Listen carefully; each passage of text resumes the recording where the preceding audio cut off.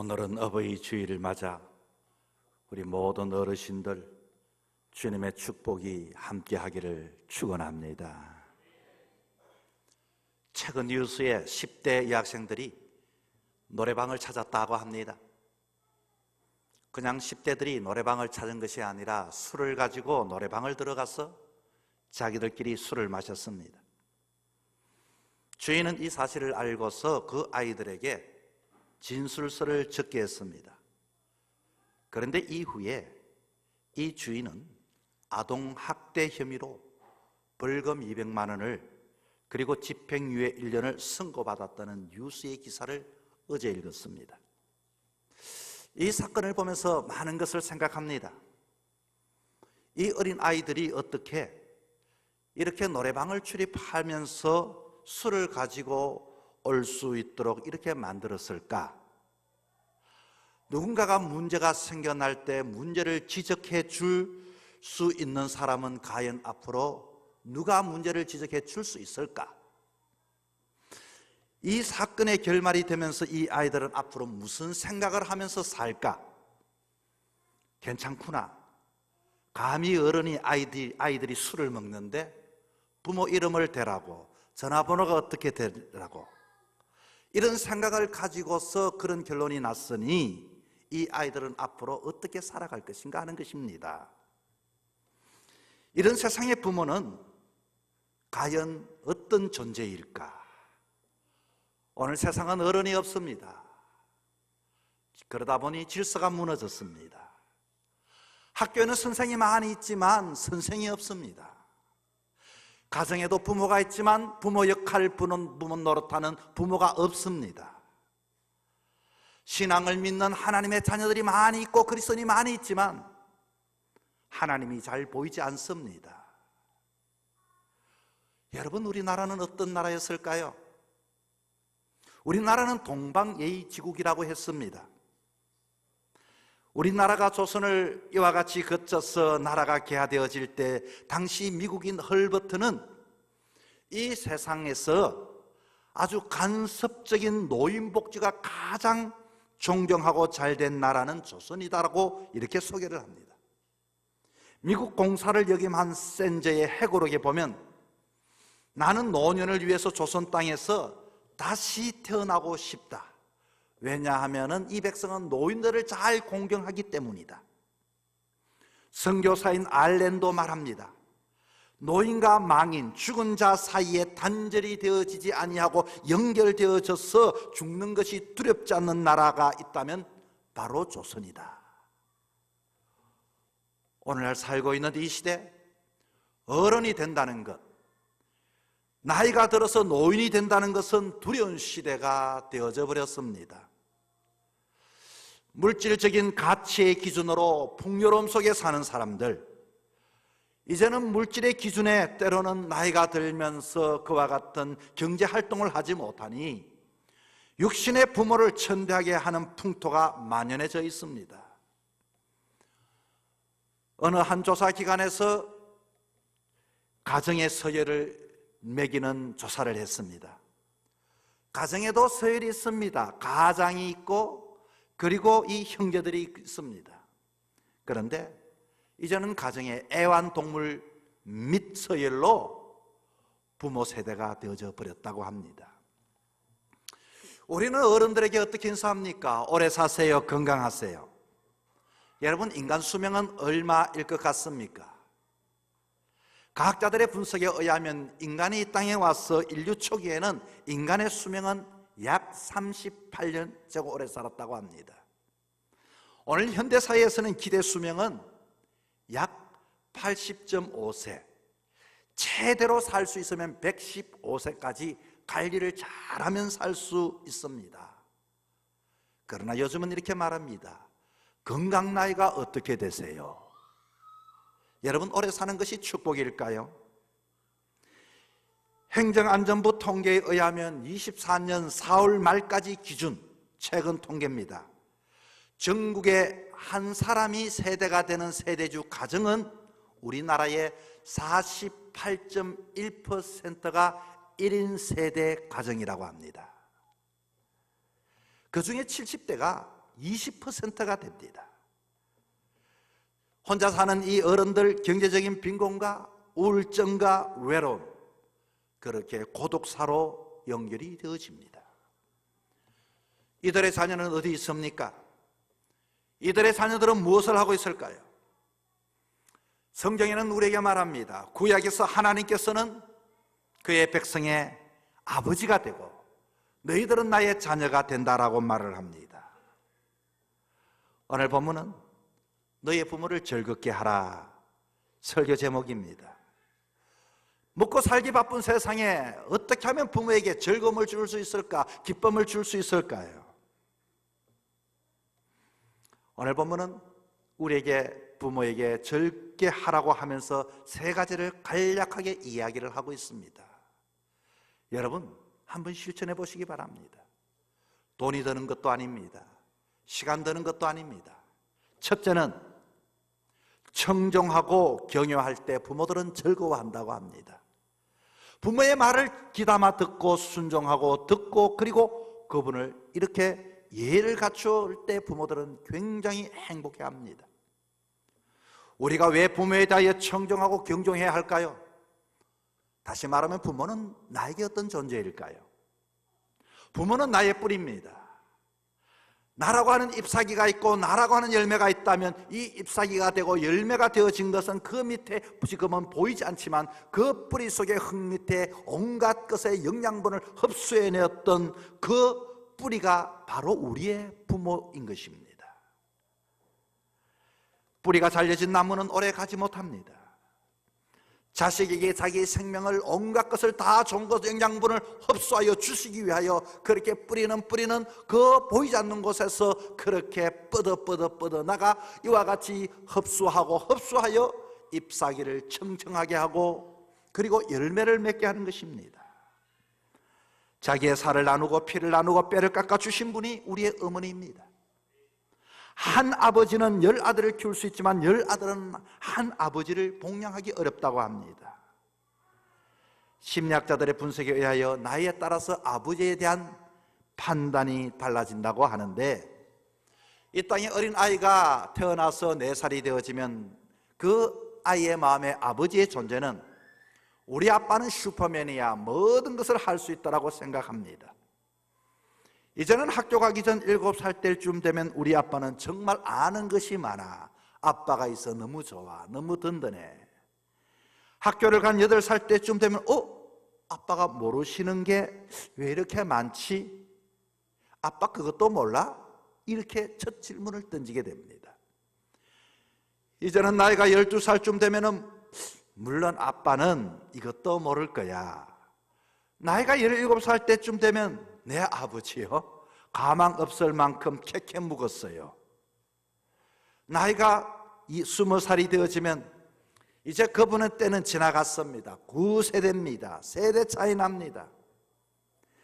10대 후반의 자녀들, 사춘기에 있는 자녀들은 자기의 부모가 사회 저명 인사라 할지라도 사회가 문제지, 엉터리 같은 우리 아빠, 무능한 사람, 겉과 속이 다른 사람, 그렇게 사는 것이 잘 사는 것이라고요? 나는 우리 아빠 같은 사람 되지 않을래요. 25살쯤 되면은 우리 아버지요 조금 아실 뿐이죠. 그런데 많이는 모르십니다. 나이가 30이 되어지면은 아버지는 어떻게 생각하는지 한번 들어보고 싶다. 한 번쯤 참고하고 싶다. 나이가 35쯤 되면 여보 결정하기 전에 이래 아버지께 어떻게 생각하시는지 한번 물어볼까? 그리고 나이가 50이 될 때 아버지는 제 연령 때 이런 일을 어떻게 처리하셨을까? 참 고생하셨네. 아버지는 대단해. 60이 되고 70이 되면 아버지가 살아계셨으면 아버지에게 한번 여쭤볼 텐데 나이에 따라 달라지게 마련입니다. 아직도 부모님이 여러분 뭐라고 말씀하시면 알았어요, 알았다고요, 됐다고요. 그것은 잘 알고 있다는 일이 아니지요. 무슨 말입니까? 잔소리 좀 그만하세요. 내가 열심히 합니다. 내가 알아서 합니다. 판단합니다. 제발 참견 좀 하지 마세요. 그런 말이 아닙니까? 이것은 여러분 기회주의적인 답변입니다. 잘하겠다는 뜻으로 그렇게 말했노라고 변명할 수 있는 여지가 있는 말입니다. 부모의 말을 청종하는 것 아니지요. 분명히 듣고 있는 게 아닙니다. 그러나 우리는 부모의 말을 듣고 있고 부모의 마음을 슬프게 하고 생의 보람을 부모들은 너무나도 마음 아파합니다. 여러분, 효자는 어떤 자가 효자일까요? 부모의 말에 청종하는 자가 효자입니다. 부모의 말을 듣고서 고개를 끄덕여주고 그 말을 이렇게 듣고 이와 같이 부모를 인정해 주는 것입니다. 유대 민족이 수세기 동안 나라를 잃고 방황했지만 우수한 민족이 될 수 있었던 것은 엄격한 가정교육이었습니다. 어떤 교육입니까? 쇠마 들어라, 이와 같이 들으라고 말합니다. 부모님을 노엽게 하거나 부모님의 마음을 아프게 하거나 부모님을 없이 여기는 자들은 돌로 쳐 죽여라. 엄격한 교육이 유대 민족으로 하여금 부모님을 섬기고 하나님 앞에 예배하는 자로 서게 되어졌던 것입니다. 오늘 우리 이 시대의 순종은 없어졌습니다. 여러분, 우리 기독교의 문제가 뭡니까? 에덴 동산에서 하나님 앞에 말씀에 순종하지 않고 불순종으로 인하여 죄가 이 땅에 들어오게 되어졌습니다. 여러분, 우리는 부모님의 말씀을 듣는 자가 되어야 합니다. 부모뿐만 아니라 이 세상 속에서는 누구든지 듣지 않으니 어른이 없습니다. 신앙을 가져도 우리가 신앙을 가졌다고 하지만 예배드릴 그 하나님 말씀을 듣지 않습니다. 내 마음대로, 내 판단대로, 내 습관대로 그렇게 예수를 믿다 보니 예수 믿는 사람은 많지만 참된 진리의 하나님의 자녀들은 없습니다. 여러분, 우리는 하나님 앞에, 하나님은 우리에게 어떤 존재입니까? 하나님은 보이지 않는 부모입니다. 부모는 어떤 존재입니까? 보이는 하나님이 우리의 부모인 것입니다.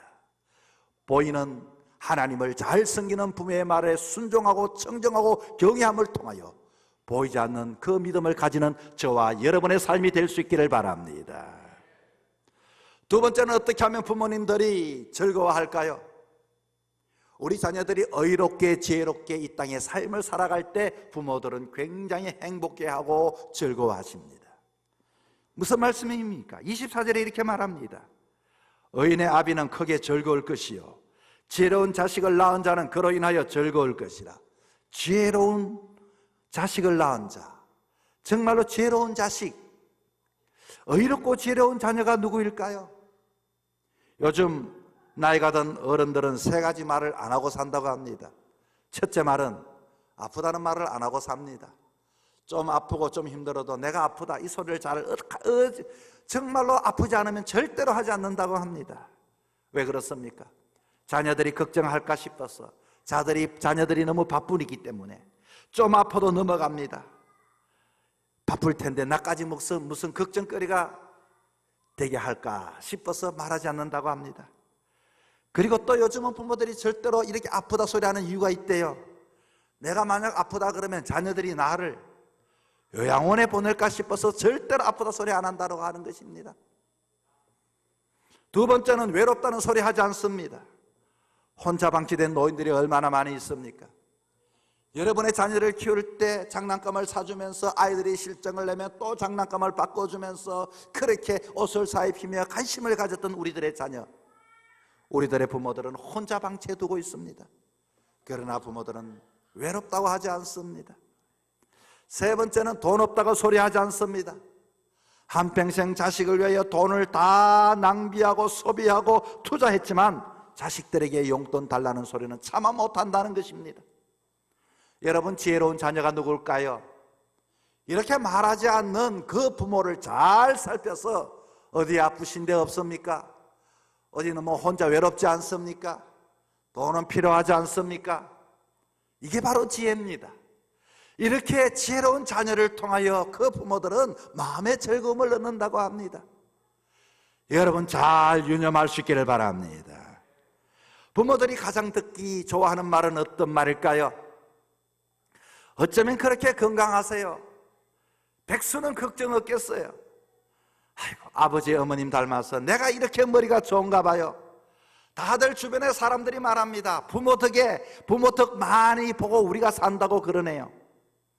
우리가 아버지 어머니 절반만큼이라도 되면 얼 소원이 없겠어요. 정말로 저희들 잘 키워주셔서 이렇게 정말 고생 많이 하셨어요. 음식을 먹을 때도 어머니 음식 솜씨가 최고예요. 어머니만한 맛을 낼 수 있는 사람은 아무도 없습니다. 어쩌면 그렇게 기억력이 좋으셔요. 젊은 사람 못 따라가겠어요. 모두 다 부모님 덕분입니다. 여러분, 부모님께 이런 말씀을 한 번쯤 해볼 수 있기를 바랍니다. 이게 바로 지혜로운 자녀들인 것입니다. 위대하고 성공한 이들의 배후에는 반드시 위대한 어머니가 계십니다. 중국의 장제석 총통은 30년간 모신 시종 무관 오문기 장군은 쓴 글에 의하면 총통이 생일을 맞았는데도 좋은 음식 차려오는 걸 거부했다고 합니다. 왜냐하면 내 생일에 어머님이 재난날이다, 어머님이 날 낳으시기 위해 얼마나 고생한 날인데 내가 무엇을 먹고 마시겠느냐, 냉수 한 모금도 마시지 않고 어머니를 생각하며 자기의 생일을 보냈다고 합니다. 일본의 유명한 시인인 이시가와 씨는 이런 시를 썼습니다. 그가 어느 날 자기 어머님을 장난삼아 업어보았는데 어머님의 몸이 예상대로 너무 가벼웠다는 것입니다. 가벼운 어머니를 얻고 어머니께서 나를 기르느라 얼마나 고생하셨기에 이토록 가벼울까? 어머님이 이토록 가벼울까? 생각을 하며 한 발짝 떼지 못하고 울었다고 합니다. 지혜로운 자녀 누굽니까? 어머니를 헤아리는 사람이 지혜로운 자녀 아닙니까? 모름지기 이 땅의 자녀들을 바르게 살아야 합니다. 잘 산다고 하는 것은 부자로 사는 것이 아닙니다. 잘 사는 것은 바르게 사는 것입니다. 잘 사는 것은 부모를 살피는 자인 것입니다. 잘 사는 자는 예수 잘 믿는 것입니다. 잘 사는 자는 이와 같이 이웃을 살피는 자입니다. 잘 사는 자는 동료들과 함께하는 자들입니다. 인생을 의롭게 추스르며 지혜롭게 처신하는 것, 이 한 사람을 통하여 부모들은 흡족해 하고 마음 편히 그리고 즐거워하고 기뻐하게 되는 것입니다. 여러분이 이 땅의 삶을 살아가면서 이런 지혜로운 자녀로서의 삶을 살아갈 수 있는 저와 여러분 될 수 있기를 바랍니다. 세 번째는 부모님이 언제 즐거워하고 행복할까요? 마음을 드릴 때 부모들은 행복하고 기뻐합니다. 오늘 본문 26절에 이렇게 말합니다. 너 마음을 내게 주며 너의 마음을 나에게 달라. 여러분 무슨 말입니까? 너의 마음을 나에게 달라. 오늘날 많은 사람들이 사랑을 이야기합니다. 오늘날 많은 사람들이 이와 같이 당신을 내가 존경하고 사랑하고 인정하고 당신을 위해서라고 말을 합니다. 그러나 가만히 보면 그의 마음의 문은 닫혀져 있고 입만이 사랑한다고 말을 합니다. 여러분, 마음은 집의 문과도 똑같습니다. 닫혀진 집 여러분 가보셨습니까? 닫혀진 집은 보여지는 것이 아무리 크고 화려해도 냉기만 돌게 되어집니다. 살아있는 사람의 온기를 느낄 수가 없습니다. 아무리 작고 초라해도 출입문이 있고 햇빛과 바람이 드는 창문이 있고 문이 열렸다 닫혔다 열렸다 닫혔다 사람이 왔다 갔다 하는 그 집은 온기가 있고 편안함이 있게 되는 것입니다. 여러분, 죽은 자들의 무덤을 보셨습니까? 웅단 경주의 신랑 왕릉이나 저 이집트의 피라미드에는 밖의 세계와 교통할 수 있는 문이 하나도 없습니다. 모든 것들이 다 닫혀 있습니다. 마찬가지로 마음을 들이지 않고 마음의 문이 닫힌 사람은 스스로 어둠 속에 사는 사람들과 똑같습니다. 입술로 사랑합니다. 입술로 감사를 아무리 외쳐도 마음이 닫힌 사람에게는 사랑의 온기를 느낄 수가 없습니다. 우리들은 마음의 문을 열고 진정으로 진실로 진심으로 부모에게 따뜻한 말을 해야 하는 것입니다. 여기에 부모들은 흐뭇해하고 감동해하게 되는 것입니다. 어느 초등학교의 선생님이 아이들에게 물었습니다. 만일 너희들이 새가 된다면 무슨 새가 되고 싶냐고 물었더니 아이들이 말을 합니다. 선생님, 저는 공작새가 되고 싶어요. 선생님, 저는 꾀꼬리가 되고 싶어요. 선생님, 저는 종달새가 되고 싶어요. 어린아이 하나가 선생님, 저는 까마귀가 되고 싶어요. 모두가 웃었습니다. 선생님은 의아해 그 이유를 물었습니다. 왜 너는 까마귀가 되고 싶니? 여러 선생님, 종달새는 예쁘기도 하고, 그리고 공작새는 예쁘기도 하고, 종달새는 노래를 잘 부르기도 하지만 저는 까마귀가 되고 싶은 이유는, 까마귀는 부모에게 이와 같이 보기에는 흉하지만 부모에게 효도를 잘한다고 합니다. 왜냐하면 절대로 까마귀는 나무에 앉을 때도 부모 위에 앉지 않는다고 합니다. 저는 그런 까마귀가 되고 싶습니다.